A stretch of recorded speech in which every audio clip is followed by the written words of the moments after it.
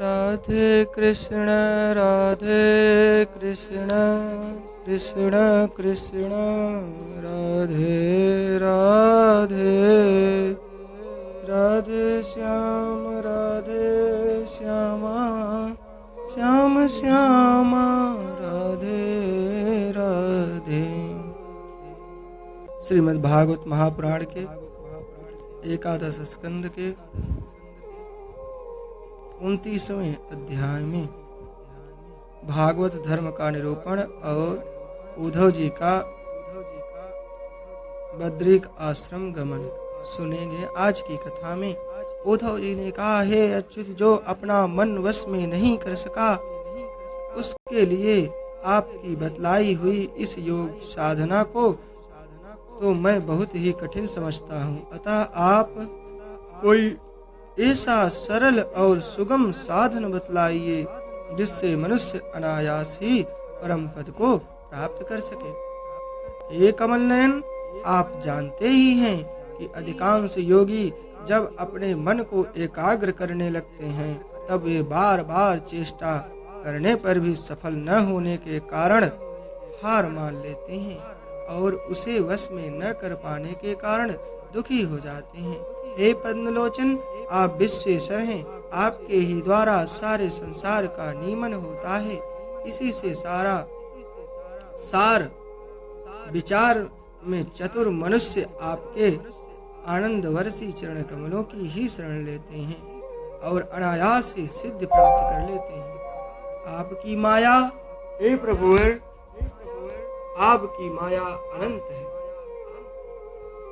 और जो आपके चरण की शरण में रहते हैं प्रभु, वे तो अनायास ही सिद्धि प्राप्त कर लेते हैं और आपकी माया उनका कुछ नहीं बिगाड़ सकती, क्योंकि उन्हें योग साधन और कर्मा अनुष्ठान का अभिमान नहीं होता।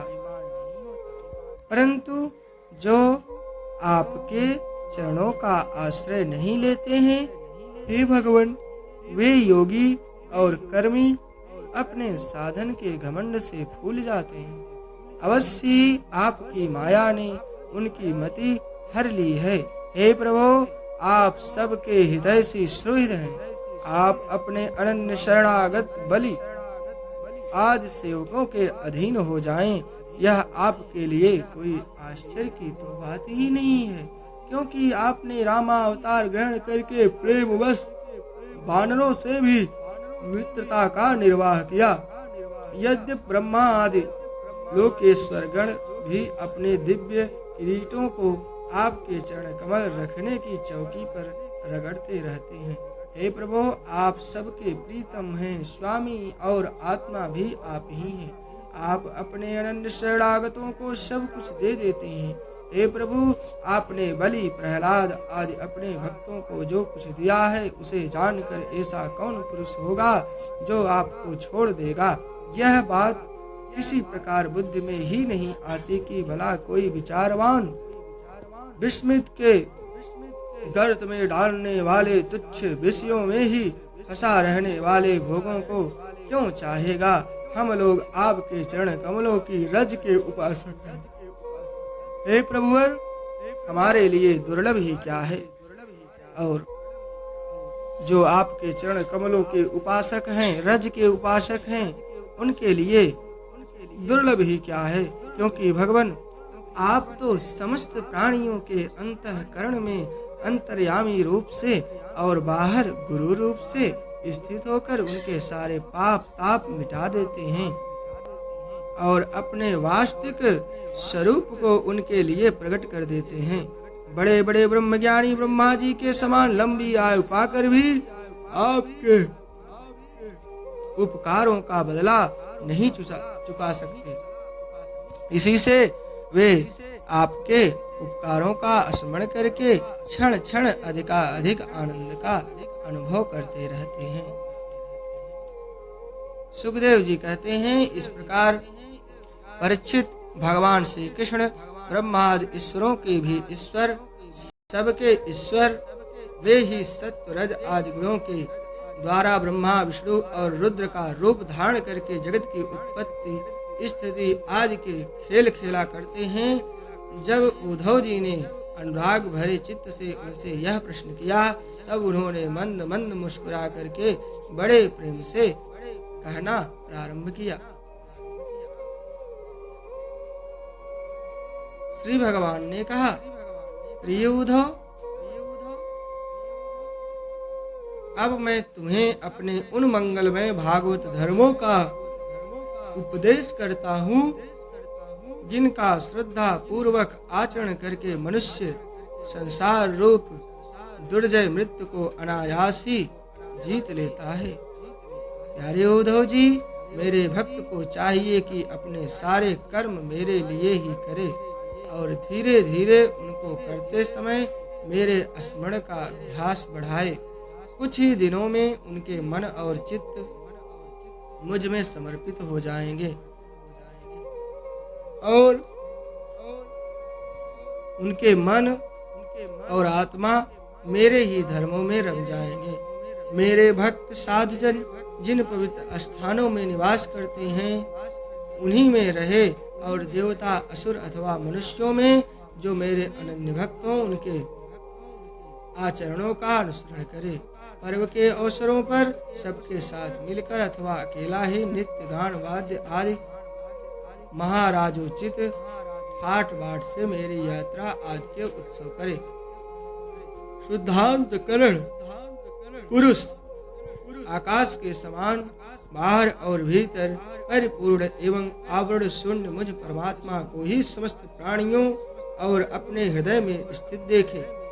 हे उद्धव निर्मल बुद्धि उद्धव जी, जो साधक केवल इस ज्ञान दृष्टि का आश्रय लेकर संपूर्ण प्राणियों और पदार्थों में मेरा ही दर्शन करता है और उन्हें मेरा ही रूप मानकर सत्कार करता है और ब्राह्मण और चांडाल, चोर और ब्राह्मण भक्त, सूर्य और चिनगारी तथा कृपाल और क्रूर में समान दृष्टि रखता है, उसे ही सच्चा ज्ञानी समझना चाहिए। सिय राम मय सब जग जानी, करहूँ प्रणाम जोरि जुग पानी। जड़ चेतन जग जीव जत सकल राम मैं जानी। इस प्रकार से जब निरंतर सभी नर नारियों में मेरी ही भावना की जाती है, तब थोड़े ही दिनों में साधक के चित्त से अस्पर्धा, होड़, ईर्षा, तिरस्कार और अहंकार आदि दोष दूर हो जाते हैं। अपने ही लोग यदि हंसी करें तो करने दें, उनकी परवाह न करें। मैं अच्छा हूँ, वह बुरा है, इसी देह दृष्टि को और लोक लज्जा को छोड़ दे और कुत्ते, चांडाल, गौ एवं गधे को भी पृथ्वी पर गिरकर साष्टांग दंडवत प्रणाम करे। अरे जब तक समस्त प्राणियों में मेरी भावना, भगवत भावना न होने लगे, तब तक इस प्रकार से मन, वाणी और शरीर के सभी संकल्पों और कर्मों द्वारा मेरी उपासना करता रहे। हे उद्धव जी, जब इस प्रकार सर्वत्र आत्म बुद्धि, ब्रह्म बुद्धि का अभ्यास किया जाता है, तब थोड़े ही दिनों में उसे ज्ञान होकर सब कुछ ब्रह्म स्वरूप दिखने लगता है। ऐसी दृष्टि हो जाने पर सारे संशय संदेह अपने आप निवृत्त हो जाते हैं और वह सब कहीं मेरे साक्षात्कार करके संसार दृष्टि से उपराम हो जाता है। मेरी प्राप्ति के जितने साधन हैं, उनमें मैं तो सबसे श्रेष्ठ साधन यही समझता हूँ कि समस्त प्राणियों और पदार्थों में मन, वाणी और शरीर के समस्त वृत्तियों से मेरी ही भावना की जाए कि मैं सब में हूँ। उद्धव जी, यही मेरा अपना भागवत धर्म है। इसको एक बार आरंभ कर देने के बाद फिर किसी प्रकार की विघ्न बाधा से इसमें रत्ती भर भी अंतर नहीं पड़ता, क्योंकि यह धर्म निष्काम है और स्वयं मैंने ही इसे निर्गुण होने के कारण सर्वोत्तम निश्चय किया है। भागवत धर्म में किसी प्रकार की त्रुटि पड़नी तो दूर रही, यदि इस धर्म का साधक भय, शोक आदि के अवसर पर होने वाली भावना और रोने, पीटने, भागने जैसा निरर्थक कर्म भी निष्काम भाव से मुझे समर्पित कर दे, तो वे भी मेरी प्रसन्नता के कारण धर्म बन जाते हैं। विवेकियों के विवेक और चतुरों की चतुराई की पराकाष्ठा इसी में है कि वे इस विनाशी और असत्य शरीर के द्वारा मुझ अविनाशी एवं सत्य तत्व को प्राप्त कर लें। उद्धव जी, यह संपूर्ण ब्रह्म विद्या का रहस्य मैंने संक्षेप में और विस्तार से तुम्हें सुना दिया है। इस रहस्य को समझना मनुष्य की तो कौन कहे, देवताओं के लिए भी अत्यंत कठिन है। मैंने जिस सुस्पष्ट और युक्त ज्ञान का वर्णन बार बार किया है, उसके मर्म को जो समझ लेता है, उसके हृदय की संशय ग्रंथियां छिन्न भिन्न हो जाती हैं और वह मुक्त हो जाता है। हे उद्धव, मैंने तुम्हारे प्रश्न का भली भांति खुलासा कर दिया है। जो पुरुष हमारे प्रश्नोत्तरों को विचार पूर्वक धारण करेगा, वह वेदों के भी परम रहस्य सनातन पर ब्रह्म को प्राप्त कर लेगा। जो पुरुष मेरे भक्त को इसे भली भांति स्पष्ट करके समझाएगा, उस ज्ञानदाता को मैं प्रसन्न मन से अपना स्वरूप तक दे डालूंगा, उसे आत्मज्ञान करा दूंगा। उद्धव जी, यह तुम्हारा और मेरा संवाद स्वयं तो परम पवित्र है ही और दूसरों को भी पवित्र करने वाला है। जो प्रतिदिन इसका पाठ करेगा और दूसरों को सुनाएगा, वह इस ज्ञान दीप के द्वारा दूसरों को मेरा दर्शन कराने के कारण पवित्र हो जाएगा। जो कोई एकाग्रचित्त से इसे श्रद्धा पूर्वक नित्य सुनेगा, उसे मेरी पराभक्ति प्राप्त होगी और वह कर्म बंधन से मुक्त हो जाएगा। प्रिय सखे, तुमने भली भांति ब्रह्म का स्वरूप समझ लिया है और तुम्हारे चित्त का मोह एवं शोक दूर हो गया है ना। अरे तुम्हें इसे दाम्भिक, नास्तिक, सठ, अश्रद्धालु, भक्तिहीन और उद्धत पुरुष को कभी मत देना। जो इन दोषों से रहित हो, ब्राह्मण भक्त हो, प्रेमी हो, साधु स्वभाव हो और जिसका चरित्र पवित्र हो, उसी को यह प्रसंग सुनना चाहिए। यदि शूद्र और स्त्री भी मेरे प्रति प्रेम भक्ति रखते हैं तो उन्हें भी इसका उपदेश करना चाहिए। जैसे दिव्य अमृत पान कर लेने पर कुछ भी पीना शेष नहीं रहता है, वैसे ही यह जान लेने पर जिज्ञासुओं के लिए और कुछ भी जानना शेष नहीं रहता। प्यारे उद्धव जी, मनुष्य को ज्ञान, कर्म, योग, वाणिज्य और राजदंड राज से क्रमशः मोक्ष, धर्म, काम और अर्थ रूप फल प्राप्त होते हैं, परंतु तुम्हारे जैसे अनन्य भक्तों के लिए वह चारों प्रकार का फल केवल मैं ही हूँ। जिस समय मनुष्य समस्त कर्मों का परित्याग करके मुझे आत्मसमर्पण कर देता है, उस समय वह मेरा विशेष माननीय हो जाता है और मैं उसे उसके जीवत्व से छुड़ाकर अमृत स्वरूप मोक्ष की प्राप्ति करा देता हूँ और वह मुझे या मुझ में लीन होकर मिल करके मेरा स्वरूप हो जाता है। सुखदेव जी कहते हैं, परीक्षित, अब उद्धव जी योग मार्ग का पूरा उपदेश प्राप्त कर चुके थे और भगवान श्री कृष्ण की बात सुनकर उनकी आंखों में आंसू उमड़ आए। प्रेम की बाढ़ से गला रुध गया, चुपचाप हाथ जोड़ रह गए और वाणी से कुछ बोला न गया। उनका चित्त प्रेमावेश से विह्वल हो रहा था। उन्होंने धैर्य पूर्वक उसे रोका और अपने को अत्यंत सौभाग्यशाली अनुभव करते हुए सिर से यदि वंश शिरोमणि भगवान श्री कृष्ण के चरणों को स्पर्श किया तथा हाथ जोड़कर उनसे यह प्रार्थना की, विद्रावितो मोह मांधकारो यश्रितो में तव सन्निधानात् विभावसोह किं नु समीपगस्य शीतं तमोभि प्रवन्त्यजाद्य।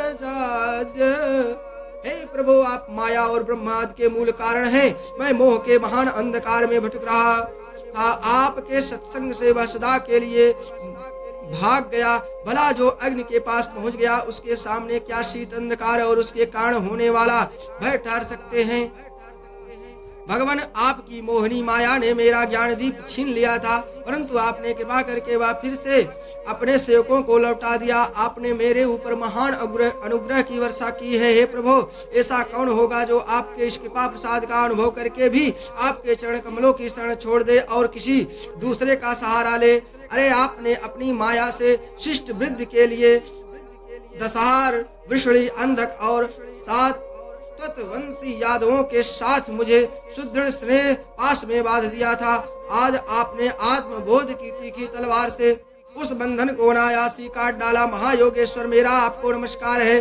अब आप कृपा करके मुझ शरणागत को ऐसी आज्ञा दीजिए जिससे आपके चरण कमलों में मेरी अनन्य भक्ति बनी रही। तब श्री भगवान ने कहा, हे उद्धव प्यारे, अब तुम मेरी आज्ञा से बदरी वन में चले जाओ। वह मेरा ही आश्रम है। वहाँ मेरे चरण कमलों के धोवन गंगा जल का स्नान पान के द्वारा सेवन करके तुम पवित्र हो जाओगे और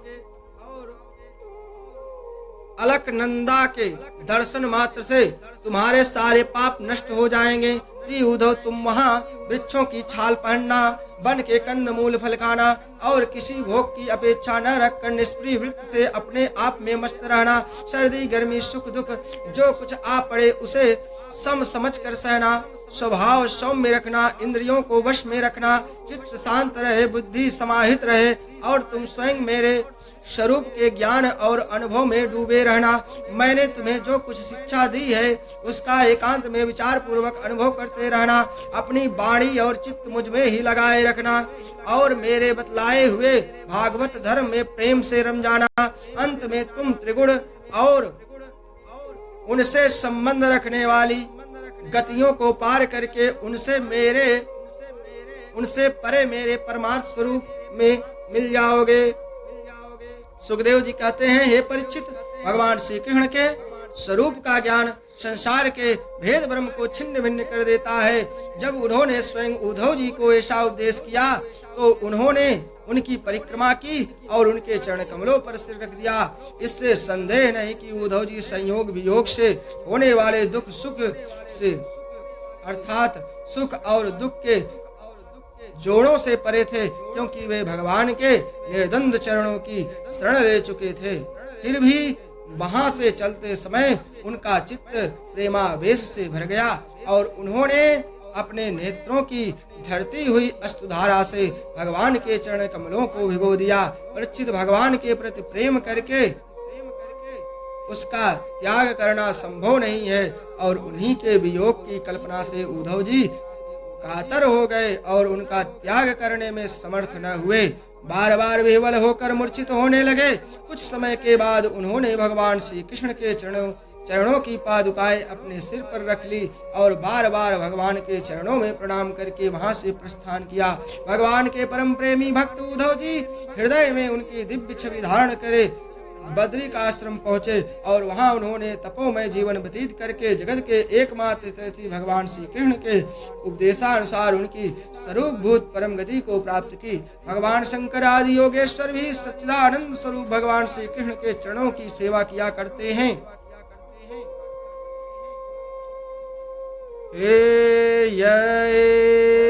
तदानंद समुद्र समृतम ज्ञानामृतम भागवताय भाषितम कृष्णेन योगेश्वर सेवितांग क्रीड़ा स्वच्छिदया सेव्य जगत विमुच्यते।